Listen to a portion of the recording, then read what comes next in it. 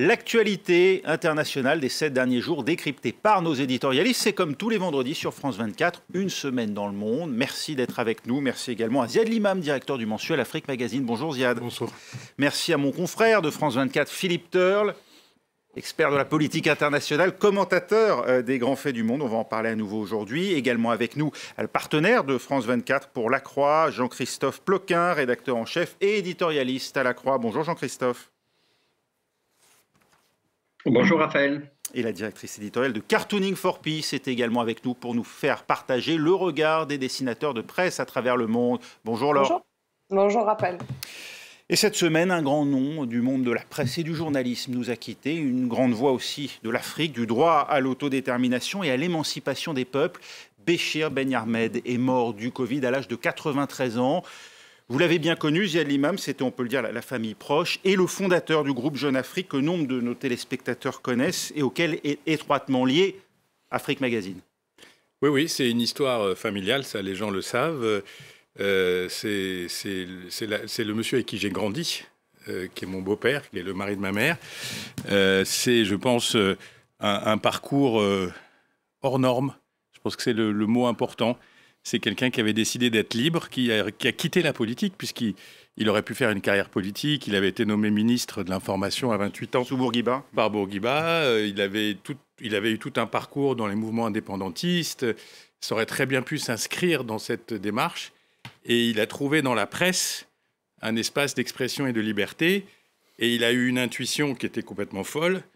Il faut se rappeler qu'on est dans les années 60, qui était de créer un hebdomadaire pour toute l'Afrique, qui était indépendante, qui venait d'être indépendante. Et on a vu la une, d'ailleurs, qui passe ici sur l'écran de Patrice Lumumba. Voilà, ça, c'est les premières unes de Jeune Afrique. Donc, c'est une Afrique qui est très peu reliée, il n'y a pas d'avion. Enfin, il faut imaginer le défi logistique, le défi de lancer ce journal. Mais il y avait cette force de l'idée panafricaine, cette idée que le continent était lié par des enjeux et des intérêts communs au lendemain de la nuit coloniale. Et donc, voilà, il est parti là-dessus. Et l'autre chose qui est très importante dans la vie de Béchir Ben Ahmed, c'est la capacité à maintenir ce journal, à le faire vivre, à maintenir son entreprise. Il y a eu des diversifications, et une des diversifications en 83, c'est Afrique Magazine, qui a été créé dans le groupe, d'ailleurs par Daniel Ben Ahmed, et dans lequel j'ai fait mes premières armes. Je faisais des piges pour les pages auto et les pages cinéma, parce que je pouvais avoir des voitures, et donc je faisais le kéké à Paris. Et donc voilà, et donc Afrique Magazine est sorti en 2005 du groupe, je l'ai repris, mais j'ai gardé des liens, et puis je pense que vraiment, s'il y a quelque chose à retenir, c'est vraiment ce destin vraiment hors norme, et puis aussi le fait que c'était une voix africaine, mais c'était aussi une voix africaine dans le monde. Et ça, je pense que c'est très important. C'est-à-dire qu'il pouvait parler de Chine, de démographie, des États-Unis, de la France, de l'Europe, en apportant ce regard qui était le sien, qui était celui d'un Africain né en Tunisie, avec cette culture panafricaine. Et donc, c'était ce regard très différent sur la marche du monde et en même temps très lucide. Et ça a généré des dizaines de milliers de lecteurs qui se sentaient ses amis et qui étaient proches de lui parce qu'ils se retrouvaient dans ce regard, dans cette analyse. Un observateur privilégié du continent africain pour avoir côtoyé un certain nombre de ses dirigeants, mais également de ses grands opposants, et également, vous l'avez dit, un passionné de l'actualité en général, puisqu'il lisait énormément, notamment la presse anglophone, mais il s'est intéressé aussi très près à la Chine. Il a interviewé Ho Chi Minh, d'ailleurs lui-même le disait, seul non-communiste à avoir eu cet accès direct. Alors, ça c'est vraiment les fabuleuses 60s, c'est-à-dire c'est vraiment cette période où il y a l'émancipation des peuples. Faut se rappeler aussi qu'on sort de Dien Bien Phu, qui est en fait la chute finale du colonialisme, c'est-à-dire la chute finale de l'Empire français, la libération des peuples, toute cette culture d'un monde nouveau. Et donc, il y avait des liens entre tous ces gens, mais quels que soient, certains étaient communistes, d'autres étaient socialistes, d'autres étaient libéraux, mais ils croyaient tous et ils portaient tous cette idée d'un nouveau monde. Et ils se retrouvaient sur ces thèmes-là. L'histoire va prouver que ces nouveaux mondes ont eu du mal à se créer, mais ces voix-là, elles ont maintenu cette exigence d'indépendance. C'est un peu les enfants de Bandung aussi, c'est un peu les enfants du non-alignement qui ont continué à porter cette voix. Alors sur la presse anglo-saxonne, Béchir pensait vraiment que c'était une presse d'une d'une grande qualité. Il avait 2 titres fétiches qui étaient particulièrement The Economist et le Financial Times. Et il a essayé, avec le dernier projet de sa vie qui a duré quand même une dizaine d'années, 10-15 ans, qui était la Revue, il a essayé de créer un titre qui était c'est un espèce de New Yorker en français ou un The Economist peut-être un petit peu plus littéraire. Et là aussi, c'était un défi assez incroyable qu'il a réussi à mener. Et la Revue existe toujours aujourd'hui. Et donc, voilà, donc c'est vraiment des hommes de presse. C'est un homme de presse, c'est aussi un homme de son époque qui a su s'adapter. Vous avez dit 93 ans, sa vie a été longue et c'est quand même... Nous, on a pu en profiter le plus possible. Mais voilà, c'est des gens qui ont su... Lui et certains autres ont su vraiment passer du monde des indépendances au monde d'aujourd'hui en ayant toujours la même acuité et en ayant toujours le même regard. Et qui s'est nourri aussi du monde des idées ici en France, puisque à la fois admirateur de Mendes France, il a côtoyé, il a rencontré à de multiples reprises François Mitterrand, et puis il était très lié à Jean Daniel. Alors, Jean Daniel, c'est parce qu'ils ont failli mourir ensemble à Bizerte en 1961. Vous savez, le fameux épisode où Bourguiba, dans un moment très héroïque, probablement un peu fou, a envoyé les troupes tunisiennes libérer la base de Bizerte, qui était toujours occupée par la marine française. Et donc, Béchir Benyamed et Jean Daniel se sont retrouvés sous le feu des soldats français. Et Jean Daniel a été touché. L'ont tiré, l'ont mis dans une camionnette, donc c'est tout un épisode héroïque. Il y a Mendes qui est effectivement un personnage. Il y a Beuve-Méry qui est un personnage très important dans la vie. Alain Beuve-Méry. Hubert Beuve-Méry aujourd'hui. Hubert Beuve-Méry, parce qu'en fait, pour Béchir, l'idée c'était l'indépendance. Comment je reste indépendant? Et Beuve avait montré qu'on pouvait faire un quotidien en France qui devait effectivement gérer des pouvoirs, le gaullisme, tout ça, mais qu'on pouvait faire un journal indépendant. Et puis c'est aussi un personnage très original qui va rencontrer Foccart. Et de cette histoire avec Foccart vont sortir... Son monde politique, en tout cas. Alors, en tout cas, c'était la France-Afrique la plus classique. Oui. Et de cette rencontre va sortir les mémoires et les carnets de Foccart, que Foccart va faire avec Béchir Benyamed. Le Monsieur Afrique du général de Gaulle. Oui. Et là, on voit bien que les contradictions peuvent à un moment se retrouver. D'ailleurs, beaucoup lui reprochaient presque ce degré de proximité, en tout cas à Foccart, de s'être livré de cette manière-là, preuve qu'il avait sans doute confiance, effectivement, dans Béchir Benyamed. Merci beaucoup, Ziad Limam. On va demander peut-être à Laure Simoes, puisque la disparition de Béchir Benyamed, en tout cas, inspiré l'un des dessinateurs dont vous êtes proche, Laure. Oui, et que Ziad connaît aussi très bien, Damien Glé, dessinateur et éditorialiste du Burkina Faso, qui est un collaborateur régulier de Jeune Afrique et d'Afrique Magazine. Je lui ai demandé son témoignage, j'espère qu'on voit le dessin à l'antenne, et puis il m'a raconté... je cite une petite phrase directe dans le texte. Ce que tout le monde retient de Béchir Benyamed, c'est sa longévité, sa traversée de l'Afrique post-indépendance et le statut d'incontestable institution de Jeune Afrique qui a traversé la jeunesse de nombreux Africains et africanistes. Et dans les années 70 ou 80, tenir un Jeune Afrique dans les mains était un vrai kiff, voire un sujet de frime.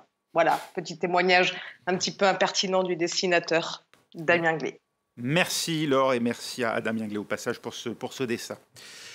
Cette semaine, l'Amérique est devenue la nouvelle tête de pont de la solidarité mondiale en soutenant ouvertement la levée des brevets sur les vaccins anti-Covid. Joe Biden a surpris son monde avec ce qui était, il faut bien le dire, l'une de ses promesses de campagne. Une annonce saluée par l'OMS, l'OMC et nombre d'États à travers le monde. Écoutez Cyril Ramaphosa, dont l'Afrique du Sud avait, avec l'Inde, réclamé dès l'an dernier cette levée des brevets. Les vaccins devraient être disponibles plus largement et l'impérialisme et le nationalisme en matière de vaccins des pays à économie plus développée devraient prendre fin. Beaucoup plus embarrassé. L'Europe, Ursula von der Leyen se dit simplement prête à discuter d'une levée des brevets au sein de la Commission. Quant à Emmanuel Macron, s'il dit maintenant soutenir cette idée, il en reste à sa priorité, le partage non pas des brevets, mais des vaccins eux-mêmes, ceux déjà produits via le dispositif COVAX de dons des pays les plus riches, et de renvoyer la balle aux anglo-saxons. D'après lui, ce sont eux qui privent COVAX et les pays en développement des doses nécessaires. Écoutez. Le don de doses, c'est la clé. Deuxième pilier de cette solidarité pour que le vaccin circule, c'est de ne pas bloquer les ingrédients et les vaccins eux-mêmes. Aujourd'hui, les anglo-saxons bloquent beaucoup de ces ingrédients et des vaccins. Aujourd'hui, 100% des vaccins produits aux États-Unis d'Amérique vont pour le marché américain. Lever les brevets, une fausse bonne idée. Qui dit vrai d'après vous, Philippe Turle? Est-ce que c'est une manière pour Emmanuel Macron de retrouver le leadership sur un sujet, ou est-ce qu'il y a un vrai doute sur l'efficacité de la levée des brevets? Je pense que c'est une très bonne idée de lever les brevets. Je l'ai toujours pensé depuis le début, parce que quand on regarde les chiffres, et on voit que 80% des vaccins ont été déployés dans les pays industrialisés jusqu'à aujourd'hui, et 0,5% dans les pays en voie de développement, notamment l'Afrique, c'est vraiment impossible, inconcevable que cette situation continue. Donc, il est vrai que cette semaine, il y a eu la réunion des ministres des Affaires étrangères du G7, à Londres. Et tout le problème maintenant, c'est comment renforcer le rôle du G7, comment donner un nouvel élan au G7 après les 4 années de Donald Trump à la Maison-Blanche. Et je pense que l'annonce de Joe Biden de cette envie de libéraliser en quelque part les brevets de la fabrication de ces vaccins est vraiment un contre-coup par rapport à la politique de Donald Trump. C'était nécessaire parce que il faut que ces pays en voie de développement et les pays autour du monde, je pense à l'Inde par exemple, c'est absolument catastrophique en ce moment, où ils fabriquent déjà les vaccins mais qu'ils exportent une grande partie, ils puissent fabriquer tous les vaccins, que ça coûte rien et qu'on vaccine le plus de monde que possible, le plus rapidement que possible. Il faut oublier le fric dans cette histoire, il faut y aller vraiment pour vacciner le plus de monde que possible. Donc je suis complètement d'accord avec Joe Biden, je pense qu'il faut libéraliser les brevets. Jean-Christophe Ploquin, libéraliser les brevets, est-ce la manière la plus rapide, la plus efficace d'ouvrir cet accès au vaccin? Bon, je vais essayer de faire vivre le débat. Moi, je trouve que justement l'exemple indien est intéressant. L'Inde a déjà tout ce qu'il faut pour fabriquer les brevets, donc pour fabriquer les vaccins. Donc la question n'est pas le brevet. Elle a déjà les moyens de les fabriquer en très grand nombre. Simplement, effectivement, elle a une stratégie vaccinale désastreuse et elle a été prise à revers, en quelque sorte, par la troisième vague. Moi, parfois, il y a des fausses bonnes idées. C'est-à-dire, visiblement, l'un des sujets, c'est comment se fournir aujourd'hui en éléments de composants pour faire un vaccin. Je crois que c'est plus de 130 composants qu'il faut pouvoir réunir. Est-ce que vraiment tous ces composants vont pouvoir être...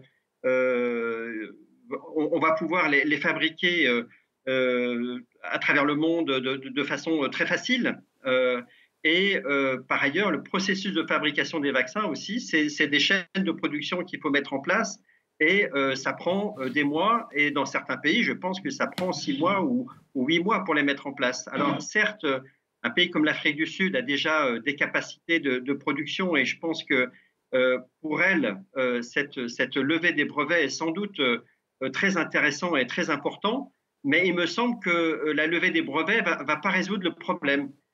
Et qu'il faut pouvoir, je trouve que Emmanuel Macron a raison de souligner que les États-Unis ont des stocks de vaccins qu'ils continuent à conserver sur leur territoire et c'est assez incompréhensible quand même comme attitude. Hypocrisie américaine, Ziad Limam, de la part de ces États-Unis qui effectivement ont des stocks de vaccins inutilisés, inemployés et appellent en même temps à la levée des brevets avec l'idée peut-être que ce ne sera tout simplement pas possible. Non, d'abord, les Américains ont fait une grande partie de la campagne de vaccination. Bon, ils doivent la finir, ils doivent faire la deuxième injection pour beaucoup de gens. Donc, ils ont un peu plus de liberté pour faire un peu de discours humanitaire. La deuxième chose, c'est que je pense que tout le monde est conscient aux États-Unis, en Angleterre, dans les pays vaccinés, et les anglo-saxons, comme dit le président Macron, à part vivre dans une bulle pour les 5 ans qui viennent, il faut absolument trouver des mécanismes de distribution massive des vaccins à l'échelle de la planète. Parce qu'on voit, c'est vraiment les États-Unis et l'Europe occidentale aujourd'hui qui sont vaccinés. Les États-Unis, l'Angleterre, puis les pays de l'Union européenne, Israël. Enfin, on est vraiment sur des traits. Voilà. Et donc le réalisme, c'est d'aller vers une politique de distribution de masse des vaccins. Le troisième point, c'est que tous les vaccins ne se valent pas. Donc, quand on parle de distribution de masse, ça veut dire qu'on ne va pas vacciner les gens avec des vaccins qui marchent à 50%. Ce qui est le cas, par exemple, semble-t-il, d'un vaccin chinois, ce qui est le cas, semble-t-il, d'un des vaccins indiens, c'est qu'ils ne sont pas encore suffisamment protecteurs. Donc tout ça se mélange dans un discours qui, à mon avis, est fait pour faire pression sur la production. Et le quatrième point, une fois qu'on a réglé la production, il y a une question de morale. Est-ce que c'est normal que les actionnaires de Pfizer, de Moderna et d'AstraZeneca deviennent archi-milliardaires? Je veux dire, on n'est pas en train de parler de 10 ou 15 millions. On est en train de parler potentiellement de milliards de dollars de bénéfices, de distribution aux actionnaires. Alors, on va nous faire croire que comme ils ont investi dans la recherche, oui, sauf que la recherche, elle a été payée par le contribuable. La recherche, c'est le contribuable américain qui a mis un chèque de 20 milliards, le contribuable anglais qui a mis un chèque, les Européens qui ont préfinancé l'achat de vaccins. Donc, tout ça nécessite une vraie réflexion à l'échelle de l'humanité pour à la fois rentrer dans une forme de moralité sur cette question et à la fois s'assurer des capacités de production pour pouvoir couvrir le plus rapidement possible. Parce que si nous, on rentre en phase d'immunité relative, disons fin 2021, été 2021, fin 2021, et que la moitié du monde n'est pas immunisé avant 2024-2025, ça veut dire que vous restez chez vous, que votre prochain avion, c'est à la Saint-Glinglin, que les échanges mondiaux ne reprendront pas leur dynamisme parce que, voilà, on ne pourra pas aller... Donc tout ça, tout est lié. Et je pense que Biden, dans un beau discours, il dit il faut augmenter les doses, les productions, les distributions, etc. Et les Français ont raison de dire oui, mais pour le moment, vous les stockez. Donc faites un geste. Juste un dernier point pour complémenter ce que j'ai dit tout à l'heure. Je suis favorable au fait que ce soit plus facile d'accès autour du monde, parce qu'il est vrai que c'est formidable que nous, en Europe, on est vaccinés beaucoup plus, aux États-Unis, en Israël, en Grande-Bretagne, en France même, et dans les pays en voie de développement, il y a beaucoup moins de monde vacciné. Le gros problème, c'est si on continue à vacciner dans les pays développés au niveau qu'on fait actuellement, on va tous être complètement protégés contre le virus. Mais dans les pays en voie de développement, on ne le sera pas. Donc, on n'est pas à l'abri d'une autre situation comme en Inde, par exemple, en Afrique. Je pense que déjà, voilà, avec des variants, les variants qui peuvent éventuellement se manifester en Afrique et ils viendront nécessairement en Europe. C'est donc une question d'intérêt bien compris pour les Occidentaux, c'est ce que vous dites. Donc, il faut absolument que les Occidentaux font un effort massif pour vacciner plus de monde en Afrique et ailleurs, où vraiment, on est complètement à la traîne. On va se retrouver dans moins de 2 minutes, 3 minutes même maintenant, pour les dessins avec vous, Laure Simoes, les dessinateurs de presse et leurs réactions. C'est tout de suite, restez avec nous.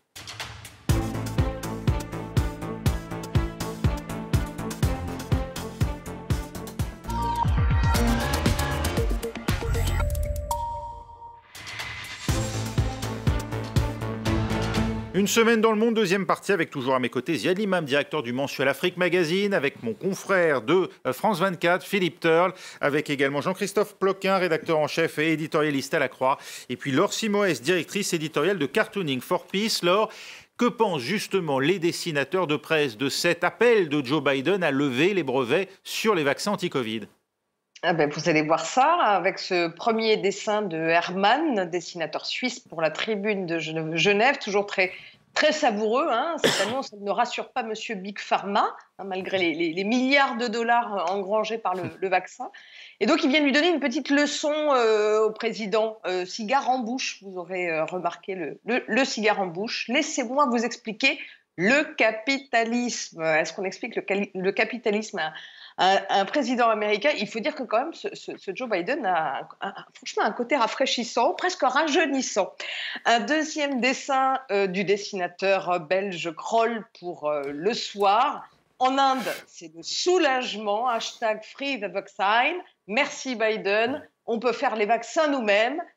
Encore faut-il y arriver. Ben oui, c'est sûr que Kroll, il a toujours le chic pour trouver le comique de situation en toutes circonstances, même quand elles sont tragiques.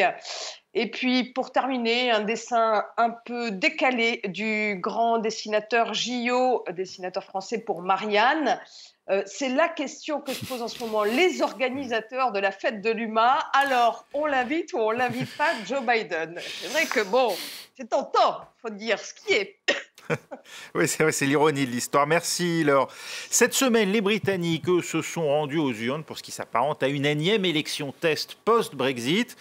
Les Écossais vont-ils réaffirmer leur attachement à l'Europe en donnant une majorité absolue aux indépendantistes, ce qui ouvrirait la voie à un nouveau référendum d'autodétermination?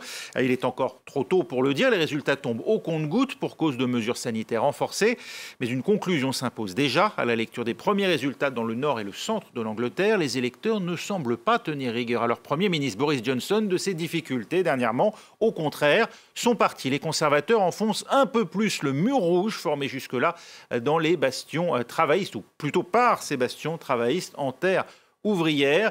Boris Johnson qui est d'ailleurs venu saluer la victoire de Jill Mortimer donc face à son adversaire travailliste Paul Williams dans une circonscription jusque-là aux mains du Labour depuis un demi-siècle à Hartlepool. Elle a réalisé le double des voix de celui réalisé par le travailliste. Écoutez justement la réaction de Boris Johnson sur place.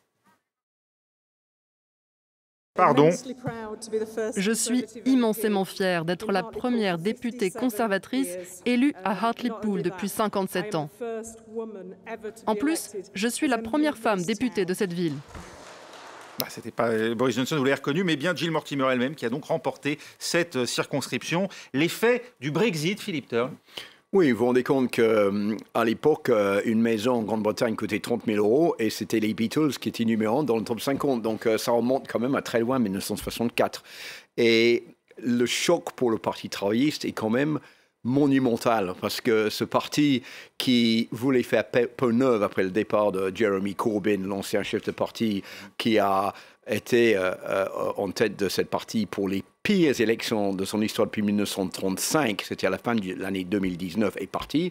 Et donc Keir Starmer, qui est le nouveau leader de ce parti, voulait faire peau neuve et reprendre quelques bastions dans le nord de la Grande-Bretagne, ce fameux mur rouge dont vous faisiez allusion tout à l'heure. Eh bien, c'est peine perdue parce que ce qu'on a observé, c'est que, par exemple, à Hartlepool, cette ville qui est partie, mais d'une façon vraiment très large entre les mains du Parti conservateur aujourd'hui pour la première fois, a voté presque entièrement pour le départ de la Grande-Bretagne de l'Union européenne. Et donc, dans les dernières élections de fin 2019, 30% de la ville a voté pour la partie du Brexit. Donc, cette fois-ci, la nouvelle version de cette partie a accueilli 1%, et ben, qu'est-ce qu'ils ont fait les électeurs? Ils ont voté pas pour les travaillistes, qui étaient leur parti habituel, ils ont voté pour Boris Johnson, parce que Boris Johnson personnifie une chose, c'est le succès de la campagne contre le Covid pour les vaccinations, et aussi une nouvelle ère dans le pays vis-à-vis de l'ère post-Brexit.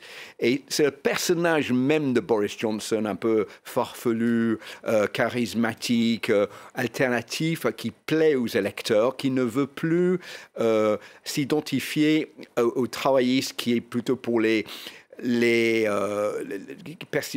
une illustration de ce qu'on connaissait autrefois dans les usines, les gens pauvres, les gens en difficulté.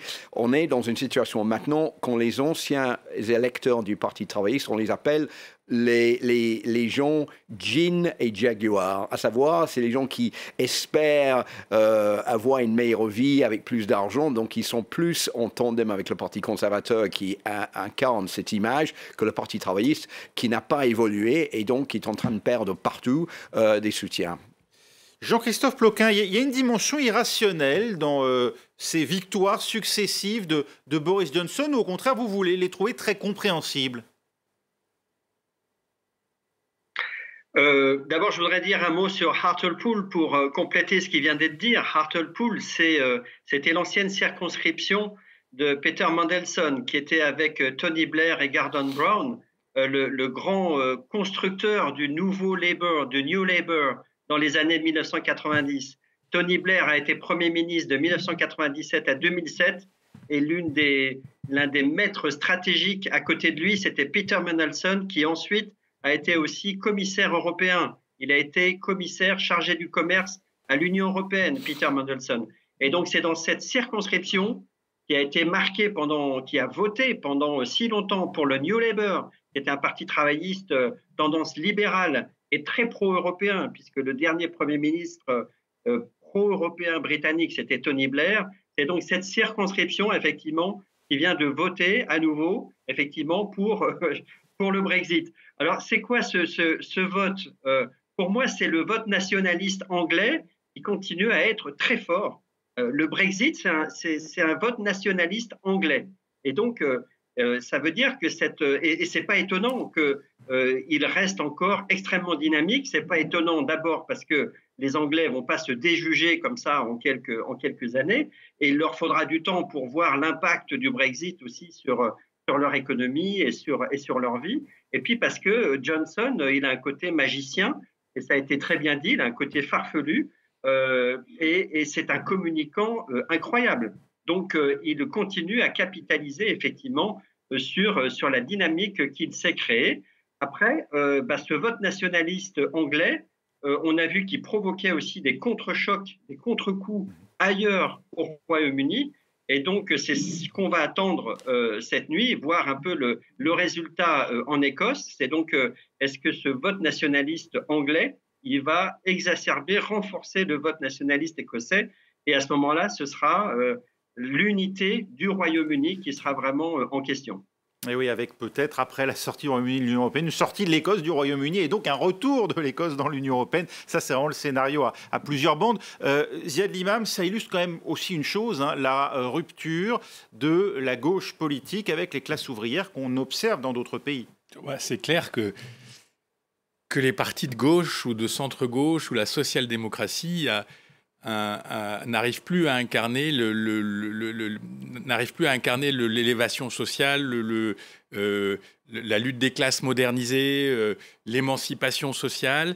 D'abord, elle est divisée un peu partout sur le modèle économique. Elle est concurrencée par un modèle écologique très puissant qui, lui, porte des vraies valeurs. C'est-à-dire qu'on voit en Allemagne...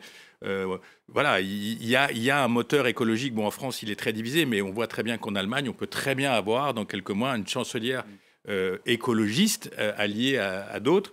Et donc, il y a vraiment un espèce de vide comme ça de la pensée à gauche qui pose un problème.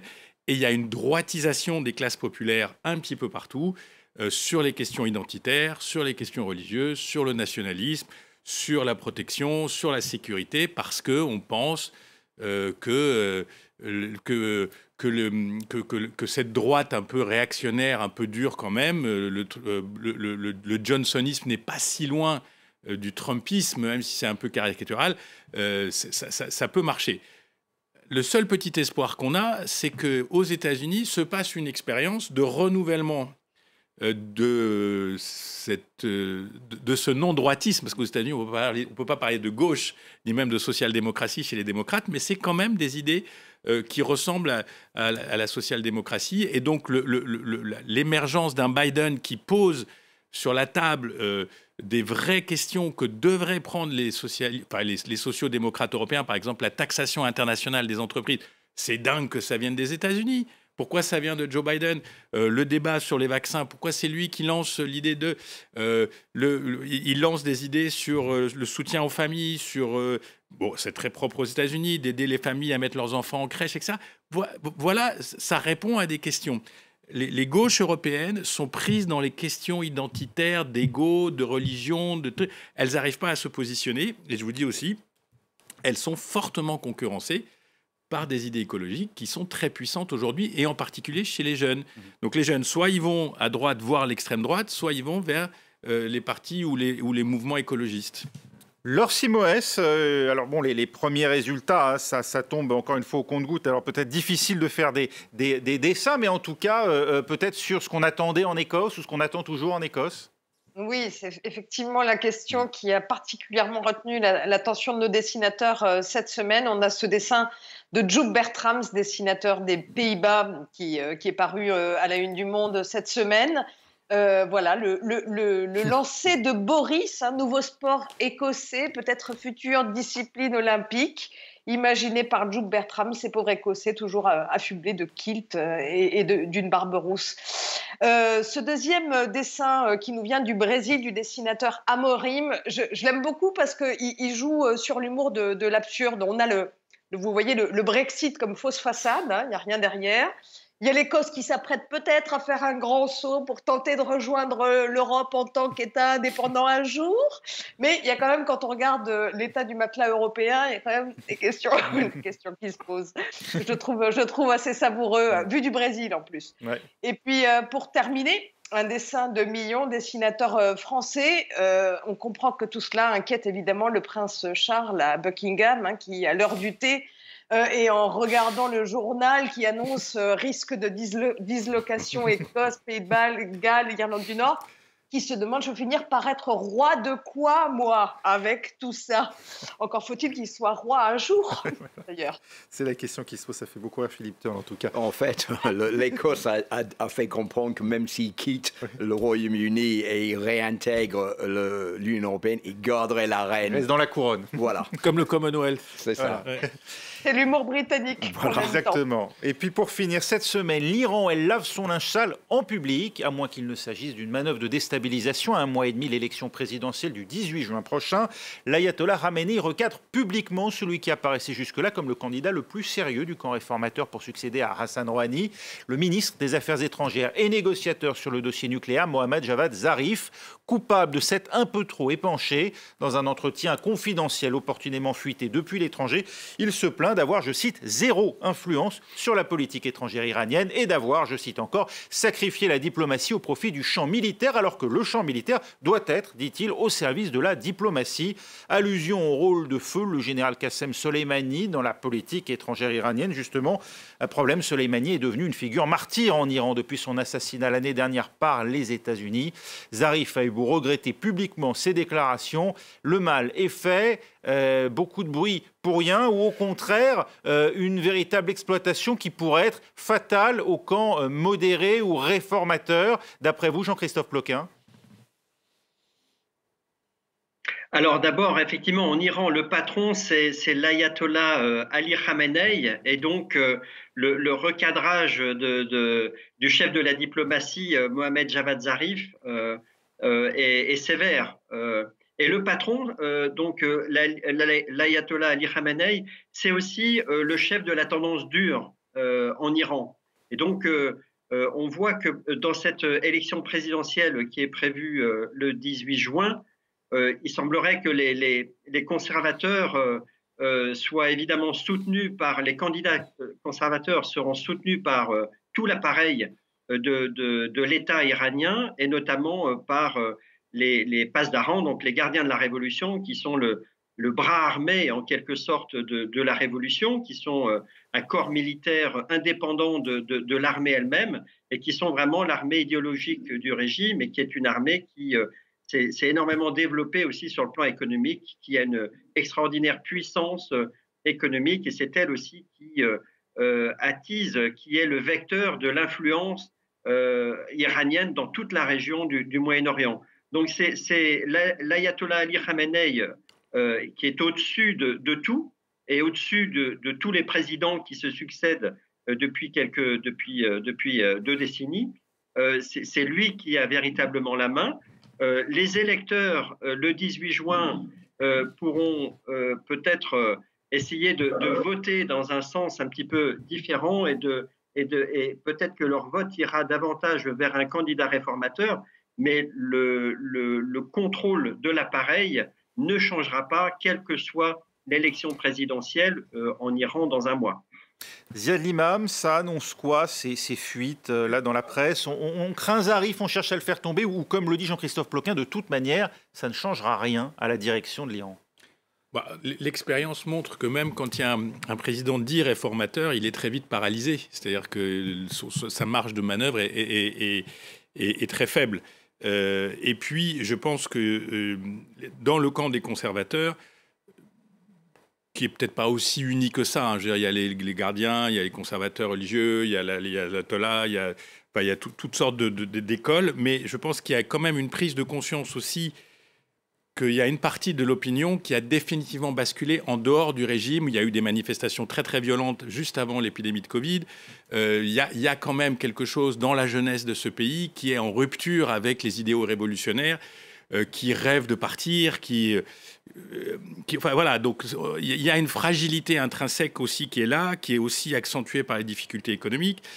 Et tout ça, dans la perspective de la négociation avec les États-Unis sur le fameux accord JCPOA, qui déchire la classe politique iranienne, enfin qui déchire le pouvoir iranien, parce qu'en même temps, on sent bien une volonté de tenir les principes. Il faut d'abord que les Américains reviennent au premier accord, il faut d'abord qu'ils fassent les concessions, parce qu'on sent bien que les conservateurs sont aussi, leur base tient là sur ce genre d'attitude, mais on sent aussi qu'il y a besoin d'un accord parce que le pays est quand même est exsangue et qu'il a besoin aussi de se réintégrer. Il y a eu, quand il y a eu la signature du JCPOA, je vous rappelle qu'il y avait des vols Air France, il y avait les British Airways, il y avait Peugeot avait ouvert des usines, les Iraniens exportaient. Enfin, il y avait une espèce de souffle qui était dans le pays. Et on sait que ce souffle-là peut être dangereux pour des régimes très conservateurs qui veulent tenir leur société, qui ne veulent pas d'influence extérieure, et qu'un pays qui s'enrichit, qui est au contact de l'extérieur, qui est au contact des mondes extérieurs, eh ben, les idées d'ouverture prennent de la force par rapport aux idées de contrôle. Philippe Turle, c'est le signe donc qu'il y a un espoir ou au contraire que décidément l'Iran ne parviendra jamais à sortir finalement de cette rigidité qu'on avait déjà observée lors du précédent président ou Khatami qui finalement s'était lui aussi cassé les dents. Ce qui serait intéressant de savoir d'où est venue cette fuite. Est-ce que c'est l'Arabie Saoudite dont on pense qui est responsable? Ça, il y a apparemment une investigation, peut-être qu'on le saura, j'en sais rien. Mais je pense que c'est une très mauvaise nouvelle pour les réformateurs en Iran parce que ça a décrédibilisé Mohammad Javad Zarif. Et évidemment, pour les élections le mois prochain, Hassan Rouhani, le président, il s'en va. Donc, il y a toute chance qu'à sa place, qui est quand même quelqu'un de modéré, et on aura quelqu'un de beaucoup plus dur. Donc ça, c'est une mauvaise nouvelle pour les réformateurs en Iran. Et je pense que des États-Unis, alors qu'à l'époque où l'accord nucléaire a été signé en 2015, l'équipe d'Obama pensait qu'avec cet accord, ils allaient donner plus d'énergie aux réformateurs et peut-être ça allait avoir un effet dans l'Iran même. Je pense que maintenant, c'est autre chose. Je pense qu'ils veulent absolument que cet accord soit de nouveau signé avec l'Iran et que ça reprend effet. Simplement pour la sécurité des États-Unis, ils ne pensent plus que ça va faire un effet changement de régime, sur le régime. Et donc, je pense que le mois prochain, il y aura des élections. Bon, Rouhani va partir. Qui est-ce qu'on va voir sa place? Je pense qu'il y aura quand même quelqu'un de beaucoup moins ouvert, beaucoup plus dur. Et ça sera une mauvaise nouvelle pour l'Iran et une mauvaise nouvelle pour tous ceux qui veulent le changement dans le pays. Vous êtes l'imam, très rapidement. Juste très rapidement, tout bouge dans la région. Oui. Il y a des discussions entre l'Iran et l'Arabie Saoudite. Il y a un rapprochement entre la Turquie, l'Égypte et l'Arabie Saoudite. On sent que les lignes qui étaient supposées incontournables sont en train de bouger. Qatar, Arabie Saoudite et donc l'Iran plus isolé. Laure Simoès, voilà, cette semaine en Iran, le regard des dessinateurs de presse. Oui, ce dessin très noir de Mana Neyestani, qui est d'ailleurs un dessinateur iranien réfugié en France, qui est vraiment habitué à l'usage de l'allégorie, de l'énigme pour contourner la censure. Donc là, on devine la silhouette de l'ayatollah Ali Khamenei, très occupé, comme on le voit, à jouer avec ces petites marionnettes, tandis qu'au premier plan, on en voit une qui trône dans la poubelle, une marionnette qui n'obéissait plus trop à la main, manifestement. C'est un dessin très noir qui montre une image peu réjouissante quand même de l'Iran. Et puis ce dessin aussi du tandem de dessinateurs français Plop et Cancre. Mohammad Javad Zarif démissionne. Ben oui, il démissionne et puis peut-être qu'il emporte avec lui la clé des négociations sur le nucléaire iranien, parce que sans lui, elles seront sans doute encore plus à la peine. Bref, en tout cas, il va falloir suivre effectivement de très près ces élections du 18 juin qui approchent à grands pas dans un état un peu catastrophique. Il avait déjà démissionné d'ailleurs plusieurs reprises dans le passé, Zarif. C'est peut-être pas fini. Merci beaucoup en tout cas, Laure Simoès. Merci à Ziad Limam, à Jean-Christophe Ploquin et à mon confrère de France 24, Philippe Turle, d'avoir bien voulu débattre cette semaine. Restez avec nous à suivre dans 8 minutes un nouveau journal sur France 24.